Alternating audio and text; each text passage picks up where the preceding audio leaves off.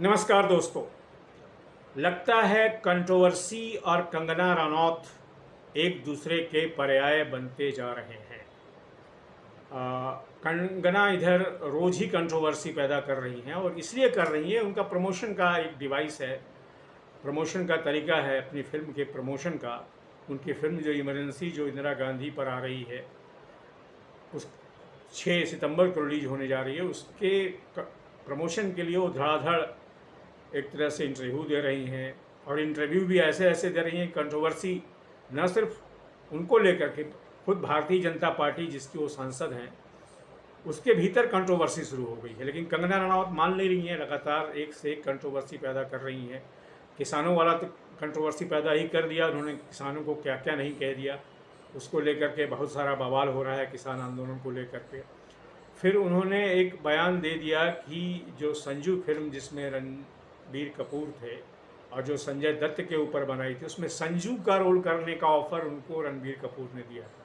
सोचिए, संजू का रोल, यानी कि संजय दत्त का रोल करने के लिए कहा था रणबीर कपूर ने। ये भी बयान उनका आया है, पता नहीं ये अनइमेजिनेबल है लेकिन है।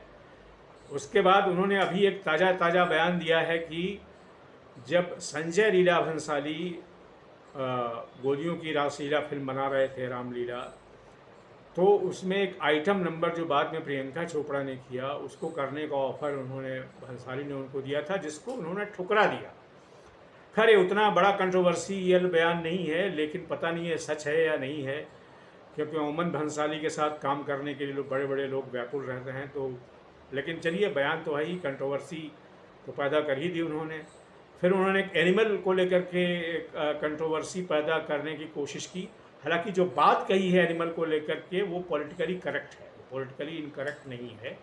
और उन्होंने कहा कि एनिमल को जो कुल मिलाकर उनका कहने का लब्बो लुबाब ये है कि एनिमल जो है एक बहुत ही स्त्री विरोधी फिल्म है, और जो कि मेरे हिसाब से भी है।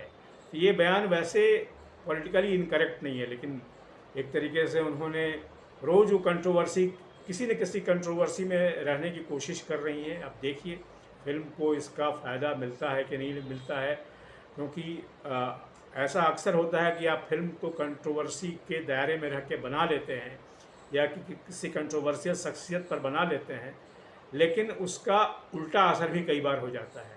और ये तो हुआ ही है कि इमरजेंसी जो फिल्म आ रही है उनको लेकर के पंजाब में जो सिख जो इंस्टीट्यूशंस हैं, गुरुद्वारा प्रबंधक कमेटी हैं और अकाल तख्त है, उसके लोग ये आपत्ति जना रहे हैं और कह रहे हैं कि इस फिल्म को बैन करो। उसके बाद एक और पंजाबी शख्स हैं, उन्होंने कहा है कि जो संकेत दिया है वो एक तरीके से कंगना रनौत पर एक थोड़ा सा जिसको कहते हैं कि हिंसक आक्रमण का भी है। ये भी उचित नहीं है, मुझे लगता है ये भी नहीं होना चाहिए, क्योंकि सबको फिल्म बनाने का अधिकार है। लेकिन कंगना जो किसानों के बारे में जो बयान देती हैं उससे मैं बिल्कुल असहमत हूँ, और मुझे लगता है कि देश के किसानों का अपमान है, और सिर्फ हिंदुस्तान के किसानों का ही नहीं बल्कि जो संघर्षशील लोग हैं उनका भी अपमान है। लेकिन कंगना रनौत तो मानने वाली है नहीं, वो तो अपनी जिसको कहते हैं कंट्रोवर्सी रैम्पेज पर वो लगातार दौड़ी चली जा रही हैं। तो अब देखते हैं इस सब कार्य कंट्रोवर्सी का क्या असर होता है। 6 सितंबर का मैं भी इंतज़ार कर रहा हूँ फिल्म देखने, तो मैं जाऊँगा क्योंकि मैं हर फिल्म को देखता हूँ, हर फिल्म, कभी कभी कोई फिल्में छूट जाए तो अलग बात है, लेकिन बाद में उसको भी देख लेता हूँ। तो देखिए इमरजेंसी कैसी फिल्म है, मतलब क्या होता है उसमें, सच में उसमें उतने एलिमेंट हैं कि नहीं है, ये देखना पड़ेगा। इसमें अनुपम खेर भी हैं, श्रेयस तलपड़े भी हैं, महिमा चौधरी भी हैं कंगना रनौत के अलावा, मिलिंद सोमन भी हैं इसमें। तो दोस्तों इंतज़ार है। अभी मुझे लगता है कि अभी 6 सितंबर तक, यानी कि जब तक फिल्म आ नहीं जाती है तब तक अभी कंगना रनौत अभी और भी कुछ कंट्रोवर्सी खड़ा करेंगी। अब देखिए क्या, आज तो उन्होंने कंट्रोवर्सी खड़ी कर दी है संजय लीला भंसाली वाली, अब कल क्या करती हैं, परसों क्या करती हैं, डेली ये कंट्रोवर्सी का डोज दे रही है वो। तो चलिए देखते हैं।